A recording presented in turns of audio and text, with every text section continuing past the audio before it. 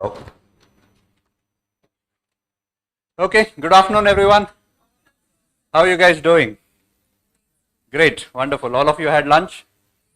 I hope not too heavy lunch. Okay, so today will be the orientation for anthropology class. So welcome to anthropology, one of the beautiful subjects that you will be learning, which happens also to be a very scoring subject in UPSC. Okay, so you just relax, all of you are opening notebooks, etc. Today is just orientation, just relax, enjoy the class. Okay, let's get to know about anthropology, what we'll be doing in the class, how we'll be approaching this particular subject, everything. Okay, so we'll be starting from next week, so then you can start writing, okay, in your notes. So today will be just an introduction, all right. So this is anthropology for your UPSC mains, all right. Before we start, a little bit about me. My name is Dr. Arjun Bopanna. Okay, so I've been teaching anthropology for past 10 years, more than 10 years actually. So I have many of my students working as officers across India and abroad also. Okay, hopefully you guys also will be in the future doing the same thing. I've done my graduation in MBBS. I'm an international athlete also. I represented India in roller skating. And I have published a book in anthropology called Biological Anthropology, mainly for UPSC students. Okay, I've done my post-graduation in medical law also from National Law School. So that's about me. Okay, so over the over the course of our class, we'll be interacting more, and we shall know about each other more later also. All right. So in today's session, I'll keep it very simple. I don't want to give you a lot of technical details about anthropology, which we'll be doing it later. So in today's class, a little bit about the importance of optional subject, okay, in your mains. Little bit, I'm just going to just skim through all of that. In our regular classes, I'll be talking about the approaches and all other things. But here, the importance of optional subject, because I'm sure all of you would have already started GS, and GS looks, like an ocean. And it feels, everything feels important, okay. At the same time, why optional subject is more important than your general studies.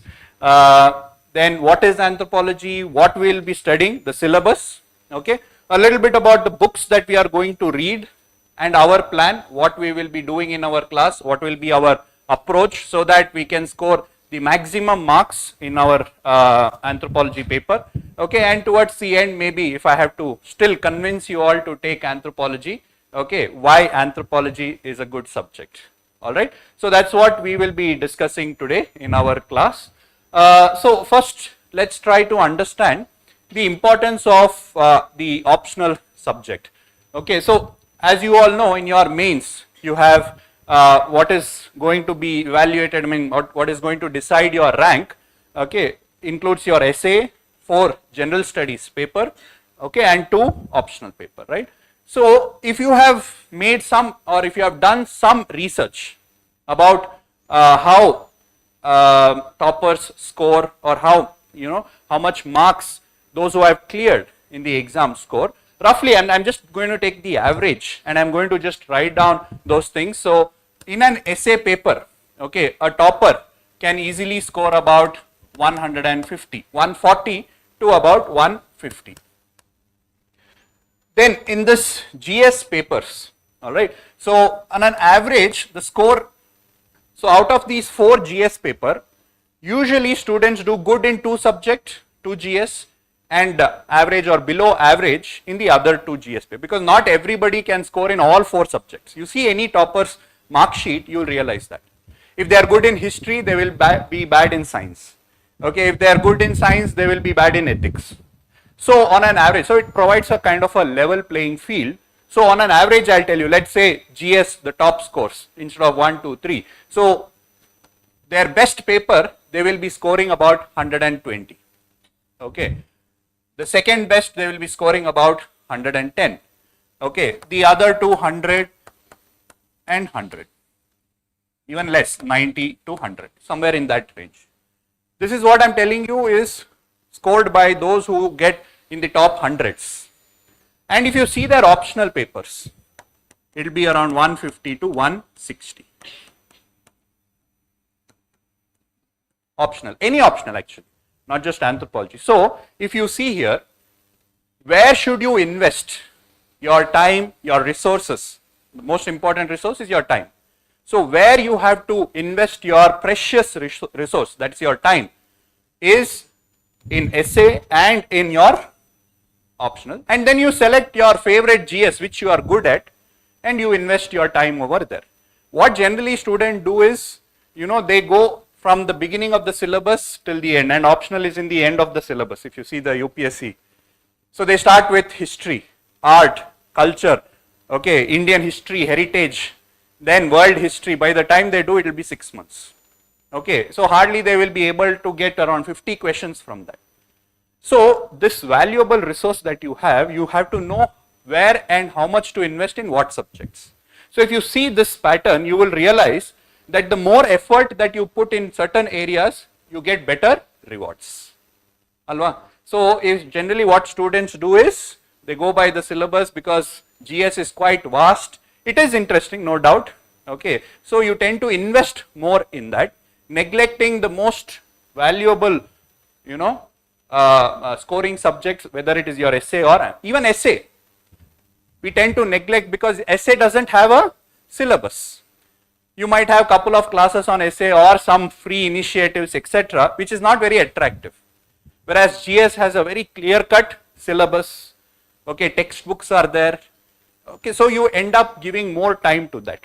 But if you want to score, see, these are all strategies which we would have learned through our success as well as our failures.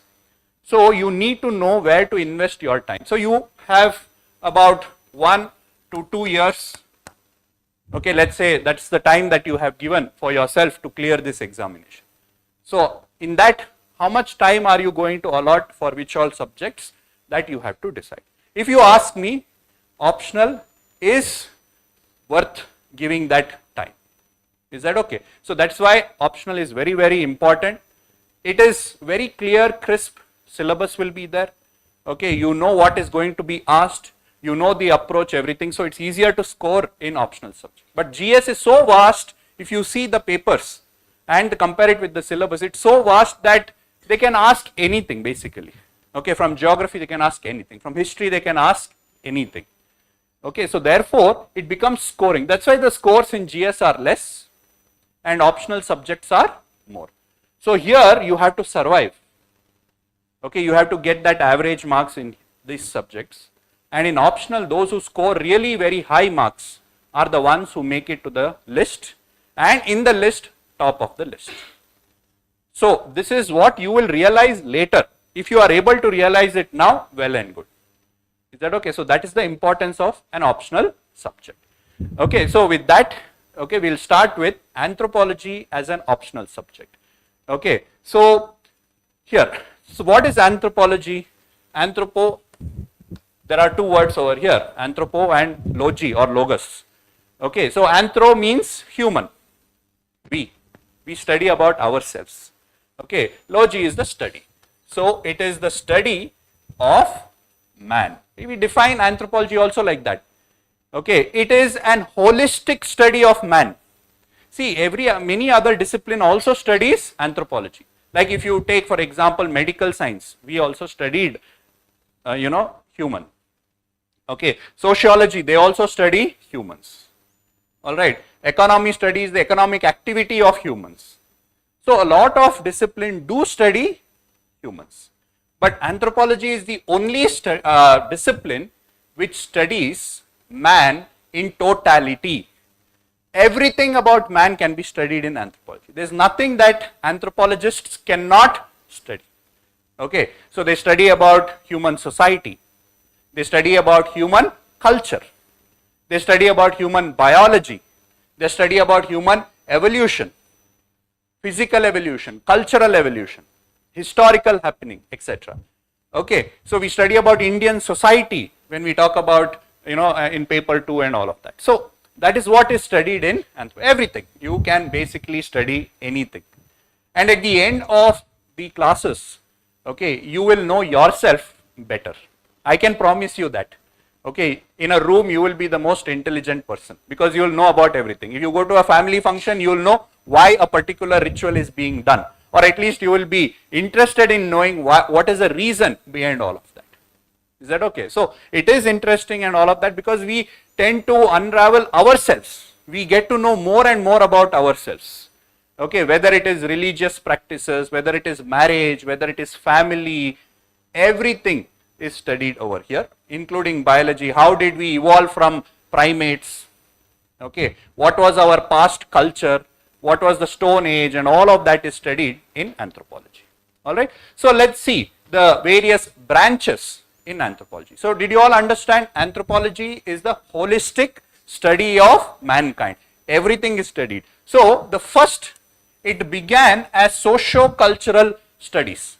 That means we were interested in studying culture of people and the society. See, there are two words over here, culture and society. When I say culture, culture means it is people's way of life. My language is my way of life. The dress that I eat is my way of life. My food, my religion, okay, my family system, the rules that are there in the family and marriage, all of that is way of life. So that is culture. And group of people who practice this culture, that is society. Is that okay? So anthropology began as part of colonialism. You know, the origin of anthropology can be traced back to colonialism. Because during colonialism, Europeans were exposed, or they came in contact with Asia, Africa, America, etc. And they were exposed to new culture. You understand? When Europeans, you know, went in search of new land to exploit, they reached Asia, India, okay, and other parts of Asia. They reached America, they reached Africa. And when they went and, you know, started to explore those lands, they came across different culture. They started to write about it, and that is how the discipline of anthropology originated. You know, Europeans were so curious about them, they started to write about it. They wrote about India's caste system, Indian culture, Indian marriage system. Okay, for them, you know, the kind of religious practices they did. Okay, all of that were written by them, and that's how it started. So that's the first branch in anthropology. What is that? Socio-cultural anthropology, where we study society and their culture. Okay, whether it is religion, whether it is marriage, whether it is economic institutions. Correct. Today we have, you know, UPI, where you go and, you know, buy things very easily. But there are societies even today where pig is a money. Pig is an instrument of money.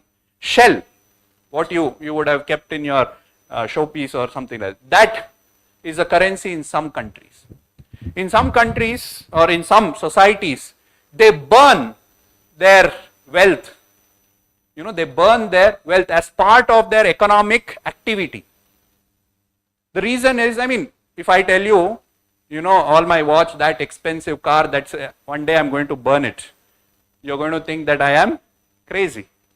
Yes, generally you will think I am crazy. But if you are an anthropology student, towards the end, you will not think I am crazy, because it has a utility. Okay, so burning of wealth is seen in many societies. You think it's not there in your society? It is there in different ways. For example, in your wedding, okay, for example, in your wedding, what do? You will be spending so much of money, okay, on pre-wedding shoot, okay, on the wedding gifts, on a big chowl tree, on the flowers, etc. Now that society will come and see, why is he spending so much money on a wedding which is of no use? Why would you spend it on your wedding like that? Okay, romanticization, all that is a different matter, but other than that, why? One of the important way, one of the main reason why many people take loan, yes, they take loan and spend that money, and they have nothing that they take back after that. Why do they do that? Show off. Social elevation. Social, their status they want to elevate. So anthropology studies the principles. It's the same. Here you are burning wealth in your marriage. There they are burning wealth in some other, life cycle ritual. Somebody's happy birthday, they will burn their car. So that's what we will be studying. So that's the kind of societies that we will be, studying about. What are the different types of economic activities? Now, when I tell you all of this, like reciprocity, redistribution, market system, like that. So we will be studying the different economic systems that are there in our society, is what we will be studying in socio-cultural anthropology. Okay, so that's what is the first aspect of our study. We study about different culture. Okay, we take different institutions.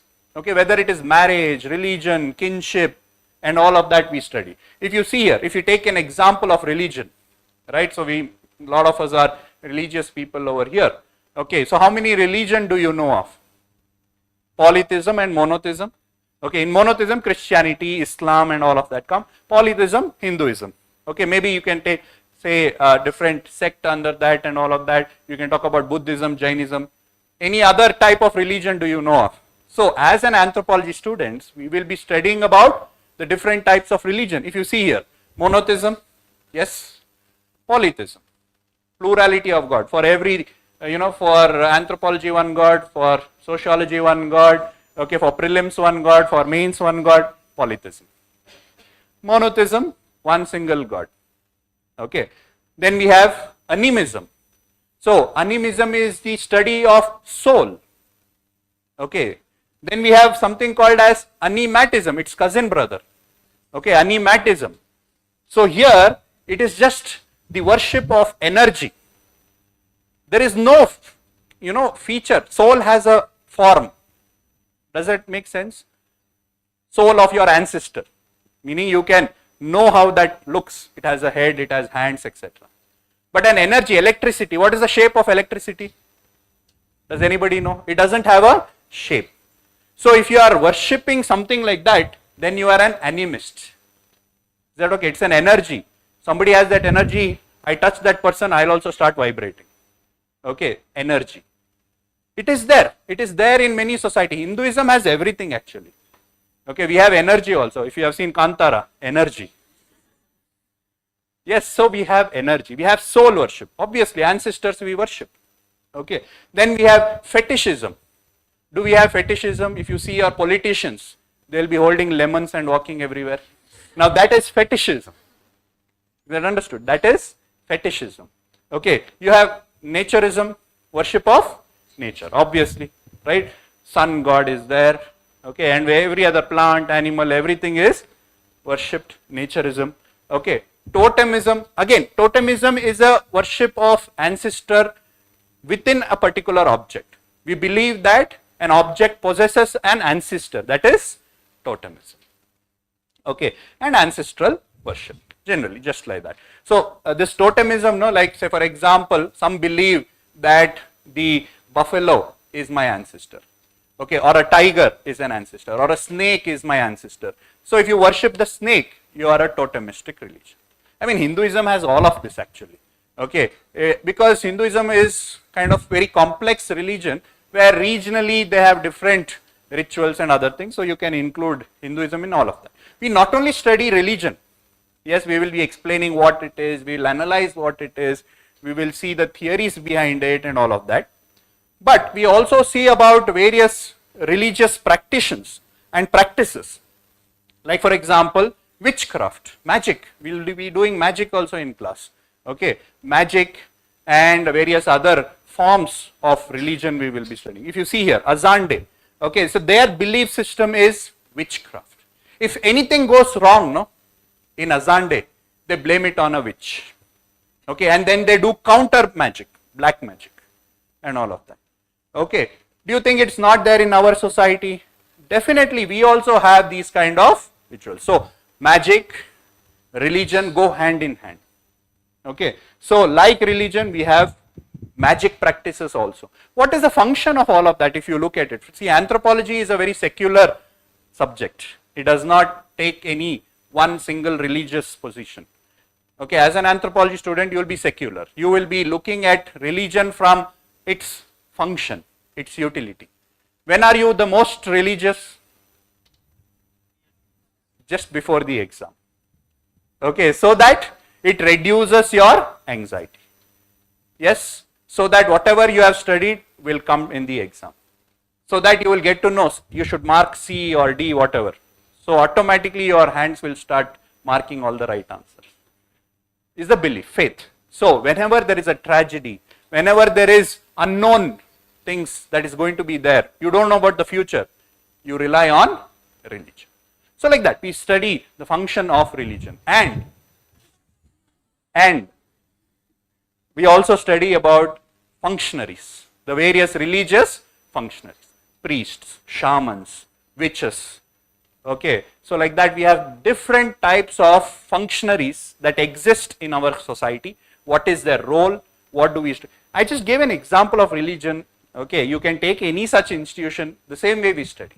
Okay, so we study about that in socio-cultural anthropology, and also we study about, you know, like various other institutions like marriage, family, kinship, economy, political organization, religion, as well as language. This is what is studied in socio-cultural. Is that okay? So everything we study, like marriage. How many types of marriage practices do you know? Monogamy and polygamy. In polygamy also you have polygyny, polyandry. Polygyny means plurality of, gyny means women, polygyny means plurality of women. Okay, matlab plurality of wife. Okay, polyandry means plurality of husbands. Okay, there is a tribe in Kasi which practices fraternal polyandry. Fraternal means your polity mein, brotherhood. Fraternity means brother. Fraternal polyandry means all the brothers marry one woman. Is that okay? So like that. So we have different approaches and different ways to say. So you might be laughing, oh my God, polyandry, marrying everybody, all say. They'll be laughing at you saying that only one husband. Okay, so like that. So anthropology makes you much more sensitive about different cultures. Is that okay? So why is it there? Why do they practice it, etc.? That also we have to study. Is that okay? Like see, for example, in societies where there is it's a warring society, men go for war and more men get slaughtered. So there is shortage of men. When there is shortage of men, marriage is essential as a human being. Okay, that also will tell why and all of that. So when there is shortage of men, less men, more women. What is the equals? What does it lead to? It leads to polygamy. Less men, more women equals poly. Like that. Polygyny. Okay. Ulta. If there is less men, less women. Okay, see for example in societies which practiced female infanticide for ritual purpose, there is shortage of females. Okay, less female, more men. What is it equal to? Simple, as simple as that, logical. Okay, so we try to understand the reason behind. See, they will have a story behind it. They will say Ram came in the sky and then shot an arrow, and from there, all that is there. But as anthropology students, we go back and then we try to analyze, we observe, we study the variations, we classify and we build theories as to explain why it is so. Is that okay? So like that, we also have various theories. Theories are basically, what anthropologists have talked about, their approaches to study. Like say for example, theories like evolution, diffusion, functionalism, culture personality school, culture material, like these are various theories that are there, okay, in anthropology, which help us to understand the culture. So various anthropologists have studied different societies and they have written about it, and what approach did they use to study. That is what we studied under anthropologists and their theories. So this is what is the scope of socio-cultural anthropology. So we study about people's culture and their society, okay, various institutions, and the theories to explain why it is so. Is that okay? So that is socio-cultural anthropology. Okay. Right. So the other part of your syllabus is again physical and biological anthropology. Here also it is colonialism. See, when Europeans were exposed to new land, they not only were exposed to new culture but also new people. All of a sudden they found black people, brown people, yellow people. Yes. So they started to study why they are different physically also. So some were interested in culture, they studied that. Some were interested in their physical part or biological part, they started to study about them. They also started to study about the evolution of humans. How did we evolve from a simple organism to a complex organism? That's biological anthropology. Another branch of anthropology is linguistic anthropology, where we study about language. This not there too much, but just for giving you the branches, I am telling you, linguistic anthropology studies language of different societies, classify them, study the history behind it, and the structure of language and all of that. And then you have archaeological anthropology, where we study our past, past culture, not the present, the past culture. So the Stone Ages, we mainly focus, anthropology mainly focuses on Stone Age. Is that okay? Because history is studied by history optional students. So we study prehistory. Prehistory means that period where you don't have written records. Is that okay? So the Stone Ages and some parts of Metal Ages. So you have Paleolithic, Mesolithic, Neolithic, which you will be studying even in your history. Okay, then you have your Copper, Bronze Age, Chalcolithic culture. Okay, so all of that is studied in archaeological anthropology. So that's what is the general definition of anthropology and the branches. Now let's see in UPSC what we will be studying. Okay, so in UPSC, see, I have divided the entire syllabus. You can go back home and see the syllabus. I'll share the copy of the syllabus and our welcome document in the group. You can see the syllabus later. Okay, so the syllabus can be divided into 5 parts, and that's how we will be doing our class also. We will divide the entire syllabus into 5 parts. The first part is socio-cultural anthropology, which I just told you. Okay, where we will be studying about what? People's culture, society, and the contributions made by anthropologists. The second part is study of Indian culture and society, which is part of paper 2. This is part of paper 1, this is part of paper 1, this is part of paper 2. Okay, where we study about Indian society and culture, like the caste system, different religion of India, okay, Hinduism and the influence of other religion on Hinduism. We study Indian villages, we study about India's kinship systems and other things. So we study about Indian culture and society. Okay, then the third part is tribal India. Okay, we study tribals. Because no other discipline was studying tribals, so anthropology said, okay, fine, we will study tribes. So that is tribal exclusively studied by anthropology in India. Okay, so tribals and various other marginalized sections and about them. Is that okay? So this is how you will also be keeping 5 books. The first book will be on socio-cultural, second will be on India, third one will be on tribals. Everything, who are tribes, how do we classify Indian tribes, okay, what are their problems, what are the solutions, what measures are taken by the government, everything is studied in this. Okay, tribes and other marginalized section like OBC, SC and other things. Is that okay? This all, both these things will help you even in your GS. If you see paper 1 GS has society, right? So all of that will be covered over here. Not exactly, but definitely you will be able to write much better than the others. Okay, so this is also in paper 2. Then we have part 4, which is the evolution part of it. Cultural and physical evolution. See, there are 2 parts of evolution. What is evolution? So we believe that we have evolved from something simpler. Okay, simple, like physical evolution, we believe, anthropology believes that we have evolved from simple organism. Okay, the closest of the relatives, our ancestor is the primates. Okay, so we believe in that. Similarly, culture also has evolved from simple to what we see today, which is complex. Stone tools to iPhone, how we have evolved. That is culture. from primates, monkeys, to humans, how we have evolved. That is physical evolution. Okay, so here we will be talking from both archaeological point of view as well as from biological point of view. So that is part 4. Part 5 is physical and biological anthropology, where we will be studying a little bit about genetics, genes, genetic makeup of humans. See, ultimately, why are we physically different from each other? Because of the genes, because of the biology within us, okay, which is due to genetics.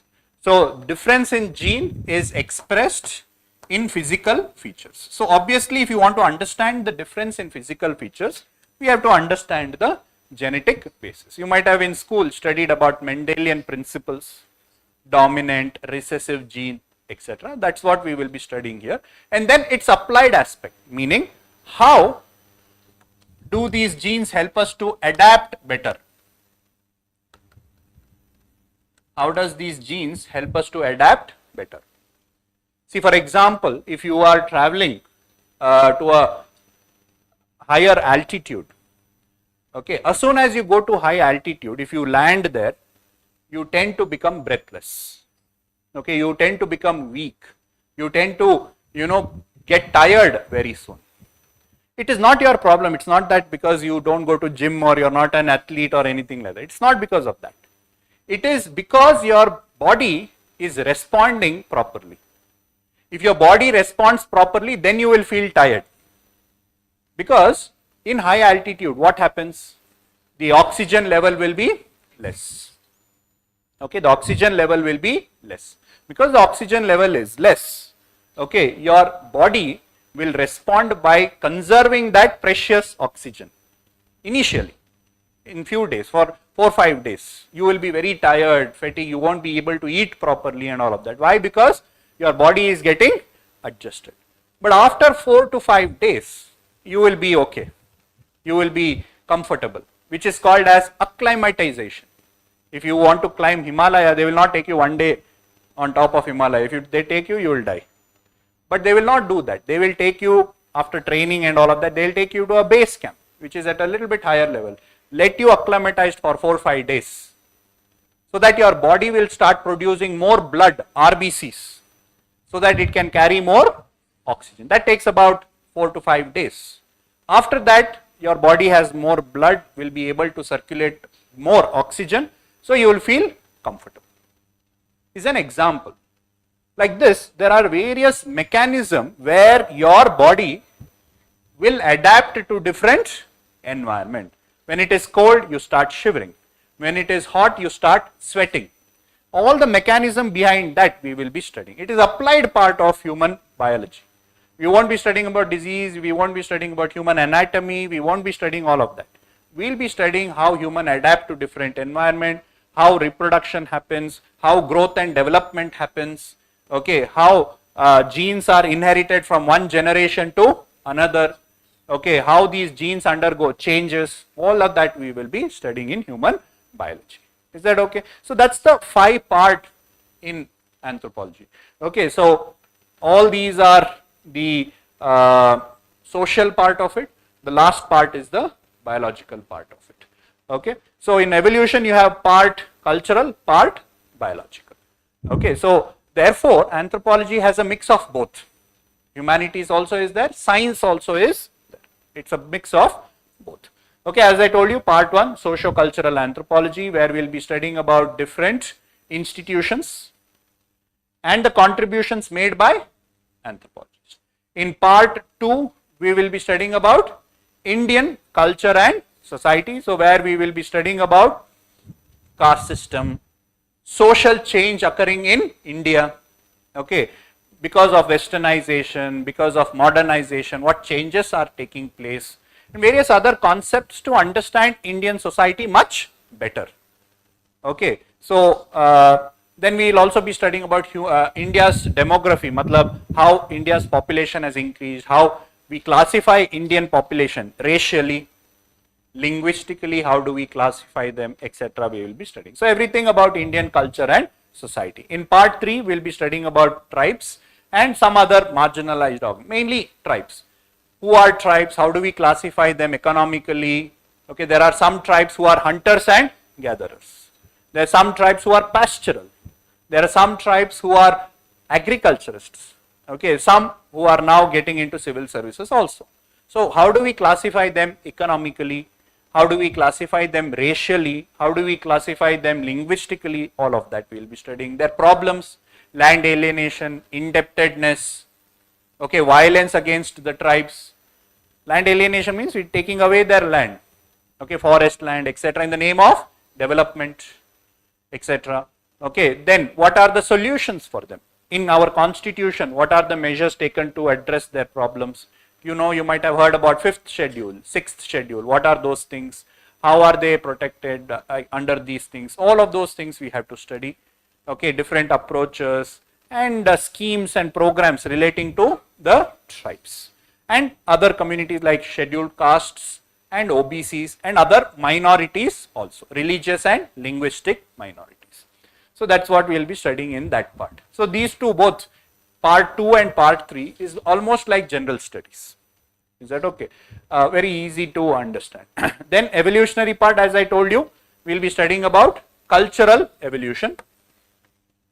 So we start from Stone Ages, like this over here, Stone Ages, and how do we progress towards Metal Age and so on. Even we will be studying about evolution in India also, cultural evolution, Stone Ages in India. In history and all, you will be studying about Bhimbetka and all of that. So those things, what are the important sites, the Neolithic sites, the megalithic sites, Mesolithic sites, etc. Okay, then Harappan civilization, pre-Harappan, post-Chalcolithic culture. Chalco means copper, lithic means stone. Chalcolithic. Is that okay? So of both at the world level in paper 1, India in paper 2, both are studied, but for us when we do class, we'll do it together. Okay. So we'll also be studying about physical evolution of humans, as I told you, how we are different from ape, how did we evolve, what are those characteristics. See, we are the only animal who have culture. Okay, so we also will study how biology influenced culture and all of that. So that's physical evolution, and then human evolution in India also, same thing. Prehistory, proto-history, Harappan, etc., and also fossil evidence. Not many fossils have been found in India. Okay, we have found only 3 main fossils in India. Okay, so we don't have to study too many things. Okay, but we'll again touch upon those things also. In part 5, biological. So the genetic basis of all of that, the biological basis of all of that, we will be studying. In that, we will be touching upon race and racism. Ecological anthropology, where we will be studying how humans adapt to different environmental conditions, whether it is cold, whether it is high altitude, or whether it is warm, hot desert climate. Growth and development, demography, and applied anthropology. Today, anthropology finds its utility in many fields. Forensic anthropology is there. For example, when 9/11 attack happened in US, and they had thousands of casualties, anthropologists were used to identify the victims. Forensic anthropologists. In Western countries, forensic anthropologists are part of law and order institutions in order to identify missing people. Okay, in crime investigation they are used. So they have techniques through which they can identify victims or criminals. So like that, forensic anthropology is an example of applied anthropology. Anthropologists are used to design equipments like car seat belt, helmets, clothes. Correct? Now when you go to a clothes shop, you will see X, XL, all of that. So somebody has to design it, no? Matlab which is X, which is XL, etc. So again, anthropologists are used in designing these equipments, clothings, masks, helmets, and other things. Ergonomics, like if you are sitting comfortably in a seat, so it has to be designed according to your spine, your neck, your height, your weight, everything. And it varies from one country to another country. Yes or no? UK is different, US is different. You might have seen UK 8 means US will be something else. That is because people are different. in different parts of the world, and anthropology has recognized those differences. Okay, so that is applied anthropology. Okay, so that's all. So that's what we will be studying in anthropology. Okay, so you can have a look at your syllabus in detail. You will be able to appreciate it. As we do more classes, you will be able to understand them. Okay, so let's see some of the facts of the so this is the syllabus. I hope all of you understood this. Okay, so that's all. I didn't say that that's all for the class. I said that's all for the syllabus. Okay. Right. So that's the syllabus. That's what we will be studying in anthropology. All right. The details of the syllabus, etc., you will not understand right now. Even if I go on writing all of that, you will not understand, and will not have a good class. Okay. So as we do more and more topics, after the topic, I will tell you which part of the syllabus it is. You can trust me. We'll go in a flow where you will be able to understand the subject better. Okay. Right. So some facts all of you might already know. You have two papers. Okay, one in the morning, one in the afternoon, and it is for 3 hours, and you have 250 marks. Okay, you have 8 questions, out of which you have to write 5. Okay, so 5 out of 8. See, these are the things which are important, not the syllabus, not the subject. The approaches to score marks. Is that okay? So we are so obsessed with learning because when we were growing up, we were always told to study. They were never told us how to apply these things in life. Generally, I mean, that's how our schooling system unfortunately is. So here also, it's not about studying the subject. What is your ultimate goal? Are you here to become anthropologists? Hopefully not. Okay. So you are here to score marks. That is what is my objective also.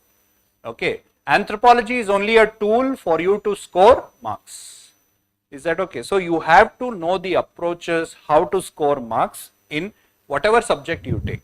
Okay. So therefore, you need to know the requirements of this particular subject. Now, what is the requirement? Why I am telling this, even though you have read it? Okay. So one, if you understand the way the questions are asked, so you have A, B, you have 1, 2, 3, 4 and 5.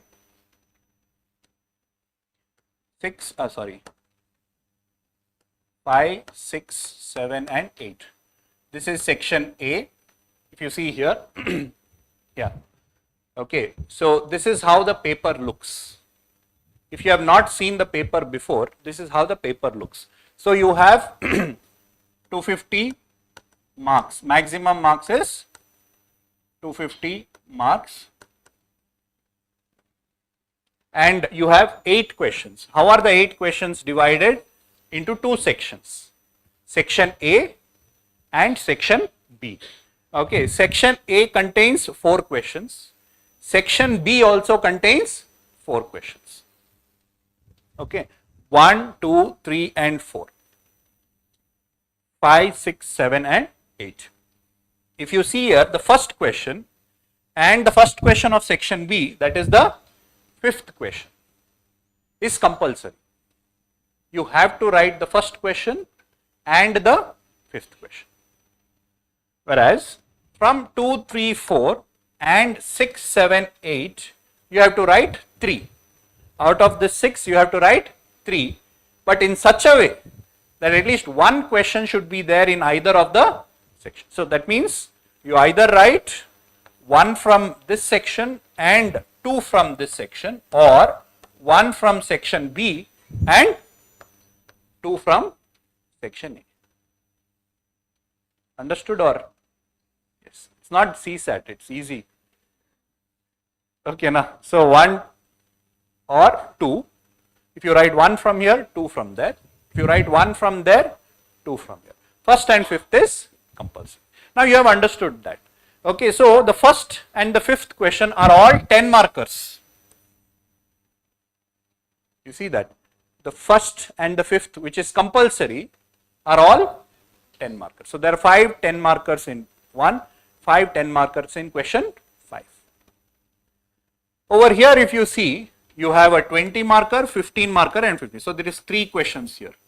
Here there are 5 questions, here there are 3 questions, a 20 marker, a 15 marker and another 15 marker. Is that okay?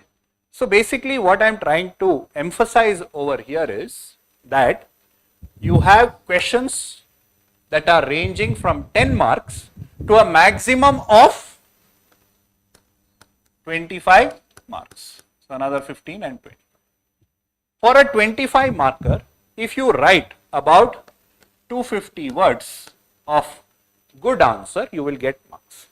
So this is what maximum you will be writing, 250 words. So you don't have to write a big essay, 10 pages, 20 pages, nothing. Maximum that you will be writing is 250 words. And for 10 marker about 150 words. 15 marker about 200 words. So you should know this. This is how much you should prepare for a particular topic. Each topic, if you prepare for this much, whether you know it or you don't know, you prepare for it. Are you understanding when I say this? Okay, so you have to prepare for each topic about 250 words. Least will be asked is 10 marks. So this is how. So over the course of our classes, I will tell you. Knowing this, you can play around because there are options. So you will be able to choose, pick and choose the best question which you know answers to, and then you should be able to write and get that maximum marks. So that's how the questions are asked. This is important, but probably if you don't appreciate it now, as we do more classes and we start writing answers, you will be able to better appreciate this. So this is how questions are asked. Okay, so candidates have to attempt totally 5 out of 8. The first question and the 5th question being compulsory. So your notes also will address this only. When I dictate class notes, your notes will have maximum of, around trying to address that 250 words. To address that much, we will be preparing each topic. Okay, so if it is asked as a 10 marker, you will write it much more crisp. If it is asked 250 words, you will have to write it a little bit more. So that's how we will approach our classes also. And if you see paper 1 and paper 2, as I told you, paper 1 will have socio-cultural and evolution and biological. Paper 2 will have Indian and tribal and other parts of it. Okay, so as we go in class and get to know anthropology much more better, you will get to know which all topics are asked in which part. But today what is happening is they are trying to make it more competitive, all optional. So here also what they are doing, sometimes they are asking paper 2 questions in paper 1, paper 1 in paper 2 and all of that. It's okay because it's on the same day, so it doesn't really matter. But I'm just trying to tell you that today they are jumbling it up and asking questions. So you have to be prepared for that also. But this is how the syllabus mentions it. Is that okay? Fine. So syllabus and the pattern. It's an essay based question paper. Okay, how questions are asked. Okay, so in every paper you have to write 5 questions out of 8. Is that okay? So I hope all of you understood the syllabus and how the questions are asked. Okay, so as we start with the classes, we will try to write or give questions and see how to answer and all of that we can do it in the class.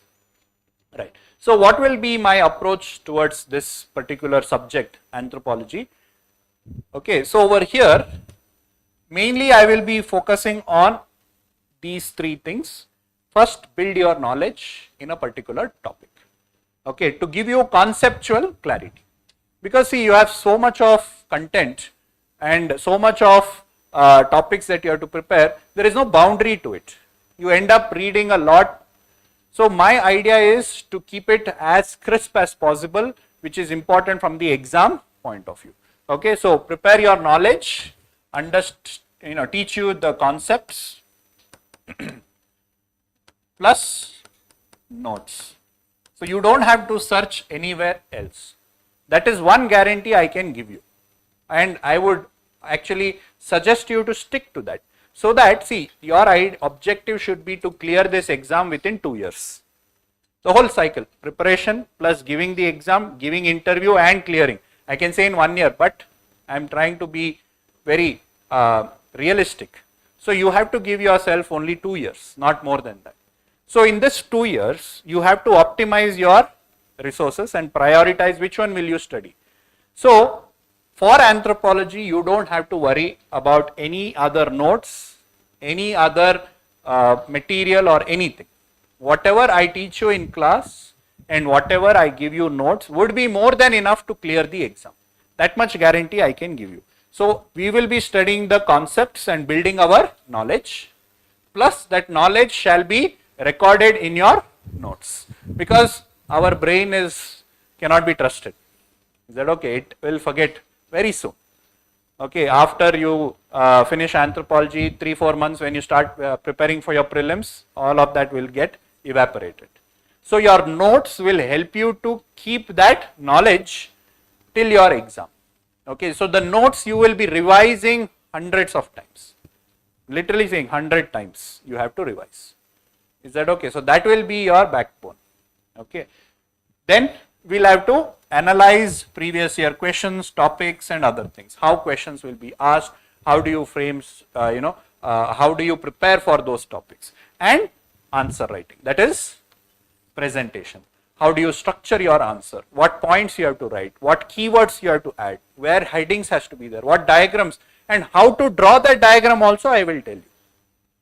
Okay, so the presentation part of it, because even though this is third part, this is the most important part.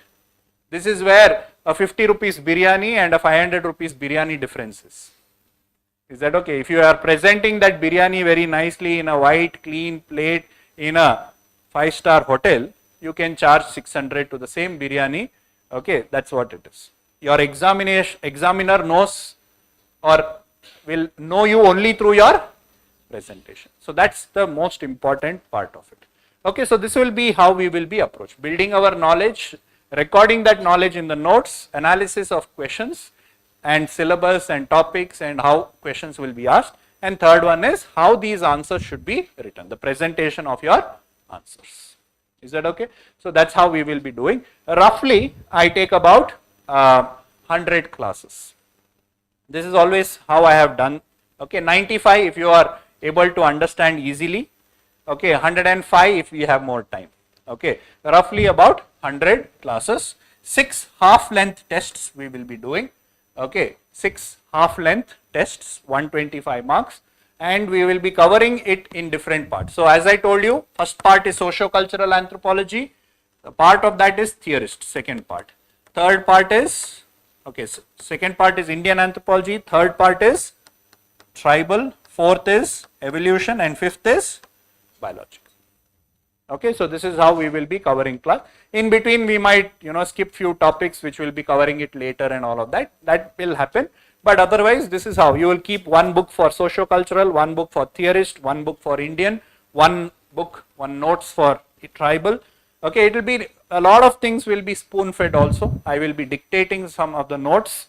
Okay, biological I won't be dictating like that. So there will be a combination of dictated notes, a combination of handouts, a combination of along with some textbooks. So it will be a combination of all of that. Okay, so this is what we will be doing. So how do we master anthropology? Very simple. We'll understand the concepts, the stories, the syllabus and all of that. Make notes. So your notes will contain enough content to write beautiful answers worth 100 to 250 words. Is that okay? Whatever case study that you need, whatever examples you need, I will give you. You don't have to search. Please give that time to your GS or answer writing or prelims or tests or whatever. Okay, if you are joining anthropology class, I expect you not to do anything more. Is that okay? It goes counter to what a civil service aspirant should be, but I am telling you, sometimes what happens is when you do more, you remember less. So much to study, so much to remember, isn't it? Okay, just because it is important, you don't have to do the hard work. Be smart and know what is required from the exam point of view. Okay? So notes will be provided to you for the entire syllabus, and I can assure you that it is more than enough for your examination to get that 150 to 160 marks. If you revise it as many, like as I told you 100 times, if you are able to replicate all of that in the exam, it's more than enough. Is that okay? Please don't do research. Please don't try to read any other books, etc. I will do that. That's why you are supposed to be, that's why you are attending the class. I will read that, I will do the notes and I will give it to you. Okay? Then your job is to revise repeatedly. See, the problem is this. Even GS also, this is the problem. Any other subject also, this is the problem. See, if I tell you for polity, attend this class X, read this book X, okay, it is easy to read it once. To attend class also it's easy. Even if it is afternoon like today, after lunch also you can attend this class, no problem. Because all this is a very passive exercise. But if I tell you, close your book and tell me the points, you will start vibrating. You will start shivering. Why? Because it's a very active process. Which would be better? Instead of reading, instead of recalling, you will read one more book. So if I tell you read another book, you will sit from morning to evening and read. Because it's a very passive exercise. Attend one more class, very passive exercise. So it's very tempting to read more, but it is very difficult to revise and recall. Yes or no? So students read more and more and more. Especially as soon as you get down and start walking on Chandra layout, all the Xerox shops, books will start calling you, come buy me, come buy me. You will have 5-6 books for each subject. And nothing in your head, everything in the book. Instead, one book, everything in your head. Hey, even for GS, this is what you are supposed to do. Read one book for one subject. You take 5 books, do your research, all of that, and select one single book. Once you are selected, what you should do? Stick to that. Is that okay? Same thing anthropology also. Is that okay? Your notes, you have to read it as many times as possible. It should be at the end of the day, when you are writing your mains, how your preparation should be or how you should have prepared. If you close your notes, close your eyes, and you should be able to recall all the important points, facts and concepts. That level of preparation will help you get that marks. Reading 10 books and not knowing anything is of no use. I hope all of you understood. See, if you are writing mains, just before the mains, how should your, preparation be is, we close your book, should be able to recall everything as much as possible. Your hands and pen should write on its own. As soon as you see a question, you should know exactly what to write. And how will that happen? Repeated revision, which is the difficult part. Your brain will say, no, enough, read something new, go attend new class and other things. But the way you get more marks is repeated revision. And then make a list of all, because facts we can't remember. So you have to make a list of some facts, data and case studies. Because they tend to evaporate faster. Okay, so you have to make a list of those. See, stories you can remember. Alva, stories you can remember. But the facts you can't remember. Like, see, for example, I told, no, the society which burns, okay, for social elevation. The story you will remember. But the fact is, Quackity Red Indians. The name of the tribe that does this is Quackital Red Indians. Okay, of America, North America. Okay, recall this after 3 days. Can you recall it? It would be difficult. But the story you will still remember, that somebody burnt there, this one for status. You will relate it with your marriage also, or your dream marriage. Okay, but you will not forget the story, but you will forget the facts. So like that you have to make a list of the facts. Is that okay? Like animatism, the story you will remember, but who practices animatism you won't remember. Who studied that you won't remember. That you write. So around 20-30 pages of such notes, which I call it as micro notes you should have, which you will get up early in the morning before you brush your teeth, you will read it, like multiplication tables. So like that if you read, you will remember the facts. And lastly, answer writing. Again, I don't expect you to write, a lot of answers every day, because I'm sure you have GS going on, multiple classes going on, so you won't have time to study. So to start off with, we'll start with weekly. Okay. Then when you are finished with your GS, etc., if you have time daily, I would encourage you to write daily, but I know the limitations. First day everybody will write. After that it will be difficult. So my target is weekly 2 questions. Okay, you write and see how questions are asked, what problems you will face, etc. And once we finish a section, okay, as I told you, each section will have test. Once we finish, 6 tests we can have. 1, 2, 3, 4, 5, 6. 6 half length test. This much you do. Okay. After that, later, once you finish your prelims, you can join test series, all that is different. But for now, this much you do, right? Weekly once and test after each section. Is that okay? So this is what is the approach towards mastering anthropology. Very simple. The subject wise. All this is something which you have to do on your own. My job is to make you understand and give you the notes. Your job starts from here. To revise, to make those data, facts, etc. and to write answers. Is that okay? So together we can score maximum marks in your mains. Is that okay, guys? Fine. Any doubt?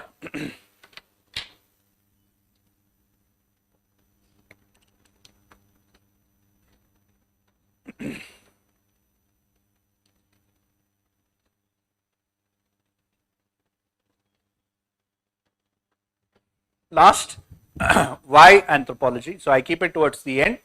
Okay. So anthropology is a very interesting subject, very beautiful subject.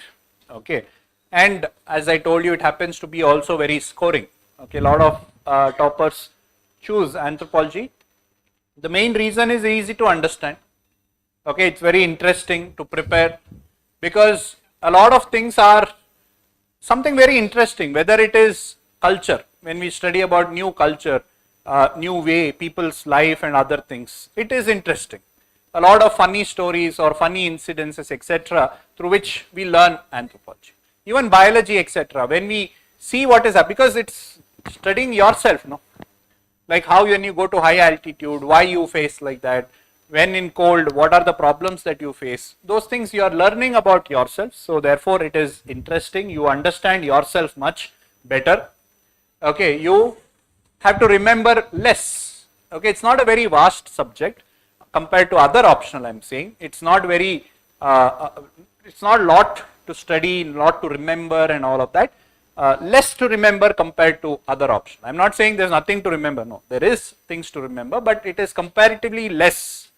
Okay, compared to other options. See, for example, if I have to just recall my phase of preparation. So there was a time when there were 2 optional. So one of my optional was public administration, the other was anthropology. Okay, so if I compare the ratio of how much time I had to give, it was something like 80% for public administration and 20% for anthropology. And yet in anthropology I used to get better marks. Okay, so like that. So it requires less time, okay, compared to other optional. Yes, it is scoring because of the other 2 reasons, probably that's why it is scoring. And also the reason why it is scoring is anthropology, unfortunately, in India is a dead subject. Okay, did you know anthropology before coming into UPSC? Of course not. Don't tell me you knew and you aspire to be an anthropologist. Okay, right. So there is hardly, I mean, do you know any relative who is an anthropologist? Okay, no. So anthropology is taught in not many universities. Okay, maybe it's a correspondence course in some, or it's a post-graduation course in some. Very few when there is not taught in a university, that means you don't have scholars from that who is doing research and who are changing the syllabus every year. Okay, unlike public administration or political science or sociology, where it is there in every university, lot of research, lot of journals, lot of studies, lot of international collaboration. So therefore current trends are lots. Here if I have to ask me what is the current trend, you have to study tribals. If at all they ask something current related is in your paper 2, which has nothing to do with theories, which is to do with current affairs from an administrative point of view. So therefore it is also very easy, less effort as I told you, because less syllabus and all of that, so you don't have to study, put in lot of efforts as I told you. compared to other optional subject. Here it is less. Most of the questions are also direct, so therefore in that respect also the preparation is less. Anyone can master it, it's not that difficult, whether if you are a arts student, science student, etc. It has got things for everybody. As I told you, it's a blend of both science as well as your arts, humanities. You are studying the superficial of it. See, for example, economic institution, economic anthropology, we'll just study what are the different types of exchange and barter and other things. That's all. We won't talk about Marxian theory, this, not. So everywhere we touch upon superficial. Biology also, we study about Mendelian genetics and that's it. We don't go into deeper like a medical science or genetic discipline like that. Okay, so anyone can master, and it will also help you in your GS. Okay, so and also in your administration, because you become a very sensitive person. Sensitive not emotionally, okay, don't get me wrong. So sensitive to others' way of life. See, now we are laughing, polygamy, polyandry, oh my God, what is this? We are laughing, okay, but we'll know the reasons why, because somebody might be laughing at us also. Monogamy, my God, only one husband for the whole, life, okay, so like that. So we become sensitive because we study diversity in humans. Why people practice a particular religion, why people eat a particular type of food. Why in Hinduism slaughter of cow is prohibited, why in Islam eating pig is prohibited. We study the practical reason behind that to make it much more sensitive. So we become more sensitive in administration. The approaches that we adopt, okay, in administration is much better, and also in your life also. You become a better human being sensitively, not emotionally, but you become much more receptive of different culture. And why anthropology, my class, is because in addition to, how I can help you with respect to anthropology is simplification of anthropology. Okay, I make it quite enjoyable, okay, the classes, so that you can cover them along with learning as well as some kind of entertainment. Notes, okay, you don't have to, as I'm telling you, this one thing you can take it from me, you don't need to read anything else. That much guarantee I can give you. Okay, I will be referring to several sources and giving you those notes. So if you say that I read from that is not missing, I will tell you also why it is missing. Is that okay? Then textbooks, workbooks. Okay, I'll be giving also, like for example, archaeological anthropology, I'll be giving workbooks and telling you how to draw the diagrams also easily. Okay, answer writing. Okay, I'll help you with that. Some value addition content which is not there in the syllabus through handouts. Then case studies. Okay, hundreds of case studies will be there in your notes that I will be giving you, and you don't need any other source for case studies. Correct? No, if you have done some research in anthropology, you would have heard that you have to write case studies. Okay, you have to write case studies, but you should also know what case study to write when. Okay, so therefore all that will be taught.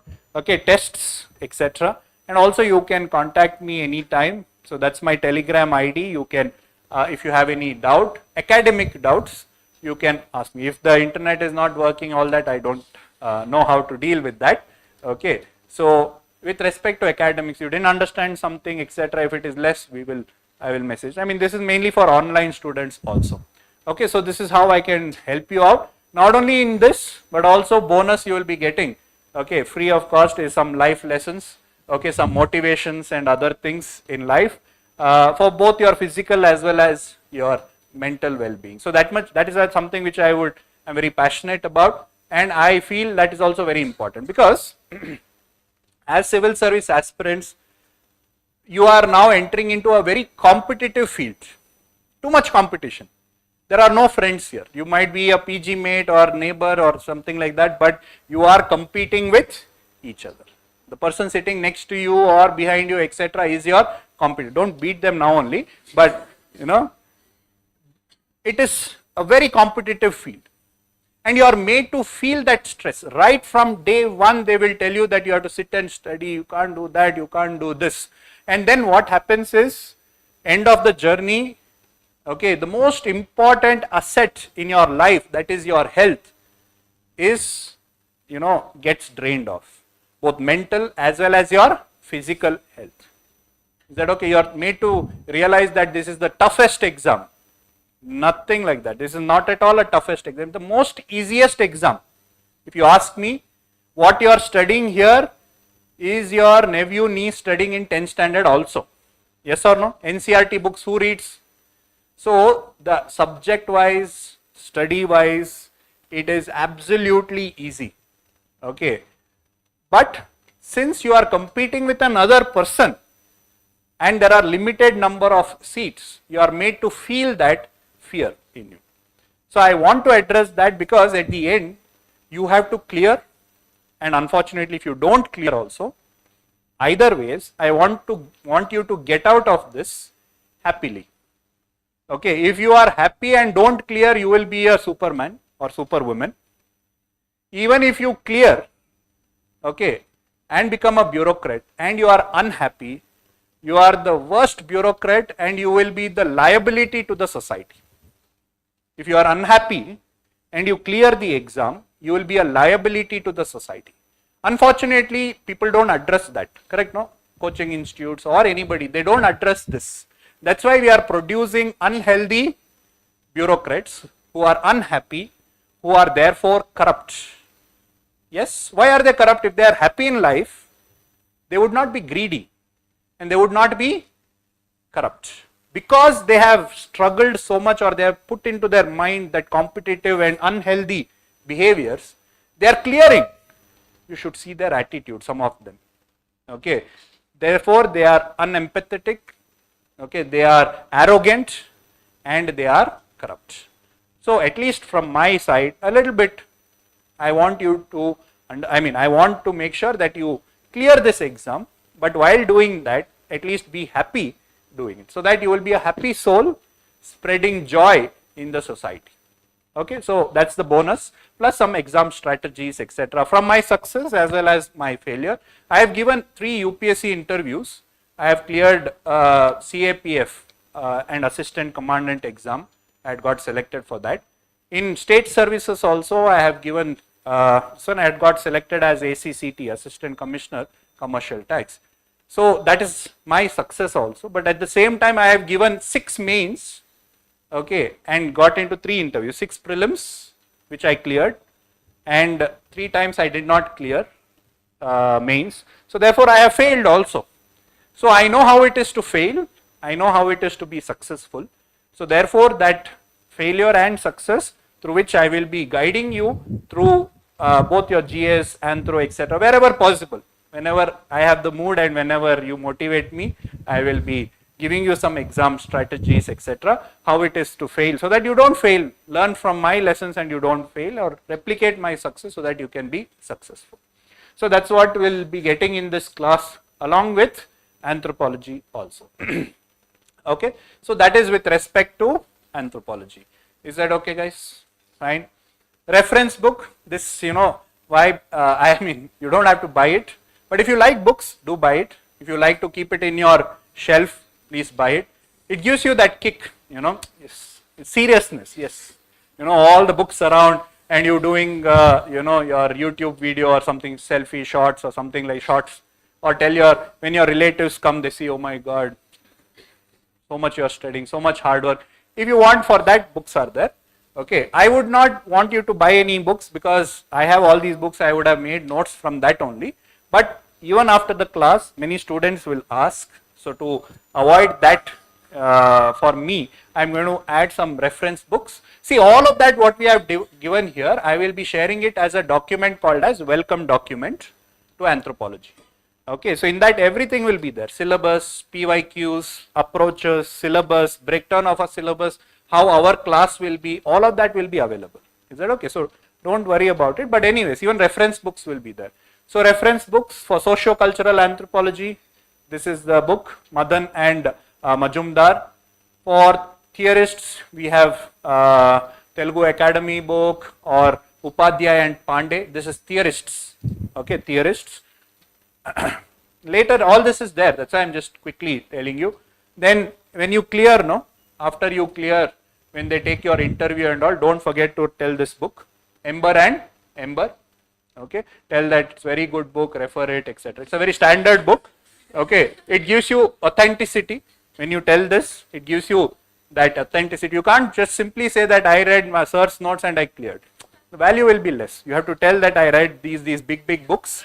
So Ember and Ember, something which you have to refer for, tell it for your interview. Okay? Indian anthropology, Nadeem Hasnain. Tribal anthropology also, Nadeem Hasnain. These are all good books. You can read it. This also, no doubt, it is good book, but you will be spending a lot of time, is what I am saying. Okay. After you clear also, it's a good book to read, no doubt. Definitely one of the wonderful books. But the thing is that, would it be good for your examination? I don't know. Meaning, it is less time you have to crack this exam, then you won't have time. Okay, Nadeem Hasnain for tribal and Indian anthropology. As I told you, biological anthropology, this is book, we will be referring it in the class, so you will have to buy that. Then P. Nath for physical anthropology if you want that. So through workbooks we will be covering a lot of physical anthropology, so you don't have to worry about it, but P. Nath is generally referred. Biological anthropology, my book. So this is what you can use for reference. Is that okay? Otherwise, many source you can go to some bookstall and ask anthropology material, they will give you for 10-15 books. You can take that and keep it, no problem. But you can just refer it. But you don't have to make notes from that, sit with my notes and that notes and compare where I have not given, and then all that circus you don't do. Okay, fine. So that is the reference books, and this is a very important slide at the end. Very important slide for those who are planning to take anthropology. Okay, please memorize this, whatever I put. Do not read guidebook. It is comfortable. Okay, there are several guidebooks in the market. If you go and check it in the bookstall, okay, you will find several question answer books written by toppers. It will be published on the front of this one. But they're all question answer. It doesn't help in the exam, because now the exam questions are becoming more competitive, challenging. You need to know the concepts. Guidebooks doesn't help in a competitive examination. So please don't read guidebooks. Then do not complicate your preparation by reading multiple sources. You don't like me, read somebody else, no problem. But stick to that. Don't read 2-3 sources and confuse yourself.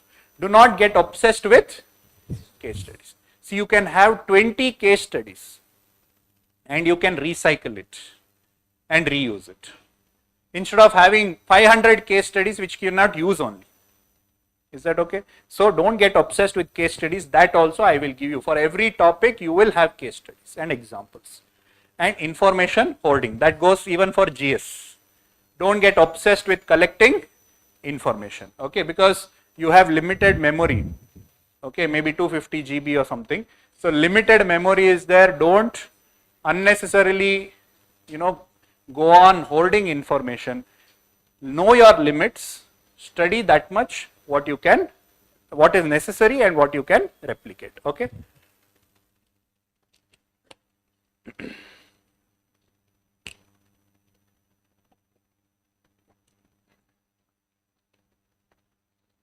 Yes, so now that's it.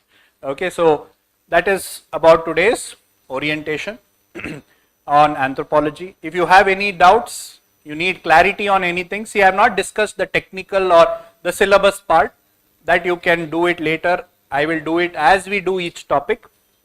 Before we do each topic, I will be telling which part of the syllabus we are doing and how we are going to cover it. Okay.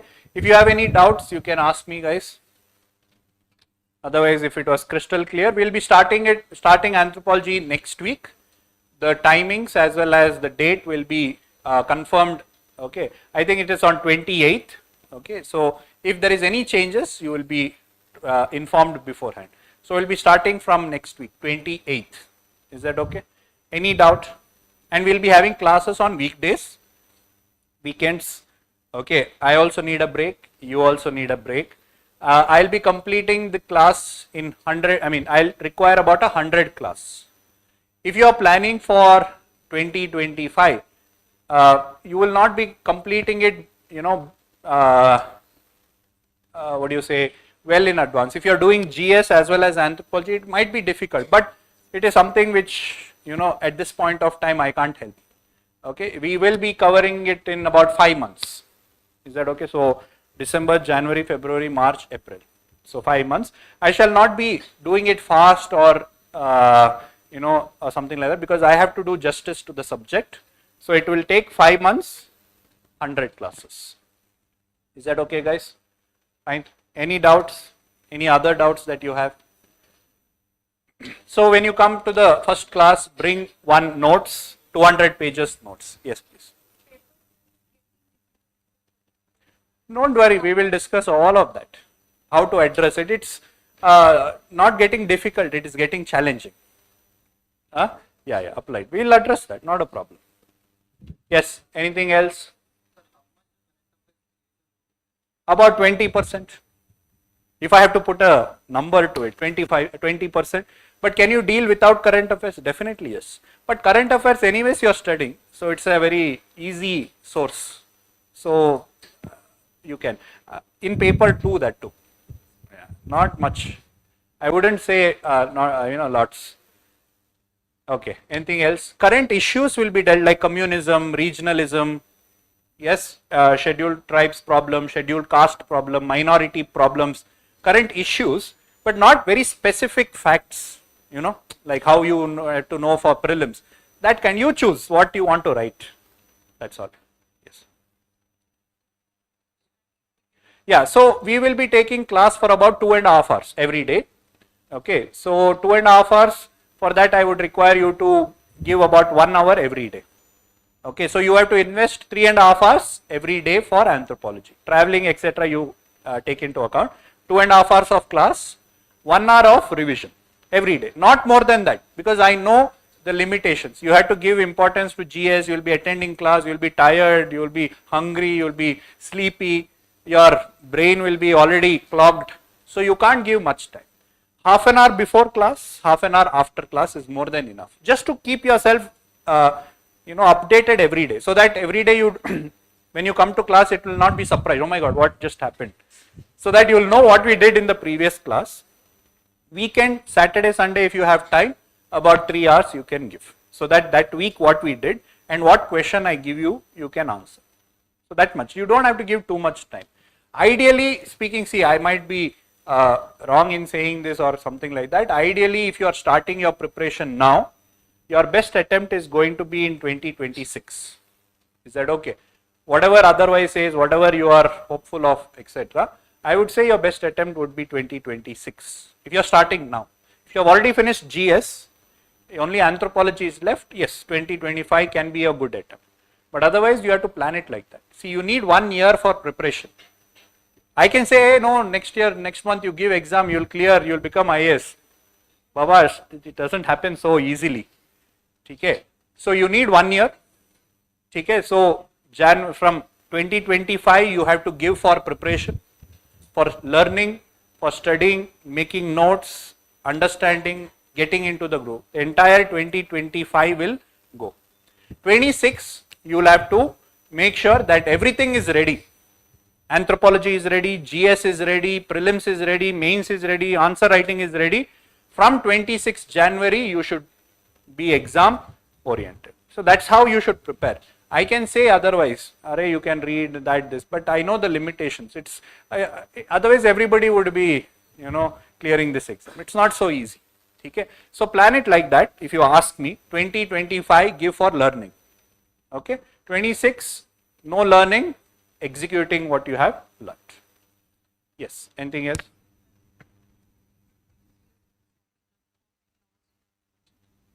GS plus optional. So that's what I told you. See, you will be attending class GS about 8 hours, 6 hours, 6 hours. Plus anthropology, I'll put it as 3 hours. So 9 hours is gone. 9 hours every day is gone. Where is the time to study? I don't know. Right. So maybe you can study for 2 hours. It is okay. It is like that only. See, if somebody has told, no, you give another, I can tell 14 hours you study. You can't study. You will be spoiling your health. Is that okay? You can't sustain it. So aram se chill, learn everything, keep your energy, execute it when it is required. Now you will be studying 9 hours. If somebody says no, sit and study for another 5 hours, 3 days, fourth day you will be in the hospital. Nobody can study like that. Is that okay? Aram se. See, if you ask me, 2025 is for learning. When I say learning, make notes, understand concepts, finish class, all the classes, finish all the classes, okay, whatever, other things. Everything should be ready. Like anthropology note should be ready, your micro note should be ready, you should have read it, you should have highlighted all the keywords. So, when you open your book in 2026, you know exactly what to read and you will be just writing your tests and other things and give your best in your exam. Okay, so that's what I would say 2025 for learning, 26. You give your attempt. I don't know if everything goes well, you might be able to, but difficult. Is that okay? Fine. Anything else? So, 2 hours every day you can study. Okay, 9 plus 2. But if you ask me, maybe if you are starting new, as I told you, I want to address those important issues because I see many students, when like you, who are all laughing and smiling, giggling, etc. 3 years back, could not clear. Now they come to my office and then they have, become unhealthy, meaning they have put on a lot of weight, okay, or the smile has disappeared from their face. That should not happen. Nothing is worth that. So that's why I am telling you it has to be sustainable. That's why I am telling you it has to be done in a particular way. Don't get too excited. It should rise up like this. What? The energy level. It should not go down like this. This is what all the advertisements, all the speech, other things that you hear from toppers, that, this, etc. Okay, all that cannot be sustained for long. It goes off down like that. The toppers also would have worked hard, would have started at the ground level and risen up. You see them now at the top, so you also want to do that at the top. It can't happen like that. Gradually you build the momentum. Okay, so it is going to be fun, anthropology. Okay, we'll have an amazing time learning a lot of new things and also very useful from the exam point of view, scoring. Okay, so I hope we'll be able to interact more next week also. I hope all of you, any other doubts? Scaling and all we'll discuss later. That's all too technical. That we see, we don't have to worry about it right away. If you are really good in the subject, scaling other things doesn't really matter. Okay. Yes. Anything else? Yes. Anything else, guys? Okay. Then I'll end the class with that. Okay. If you still have any doubt, you can always message me or you can meet me next class and we can discuss. Okay. Thank you so much. I hope to see you all next week. Thank you. Have a good day.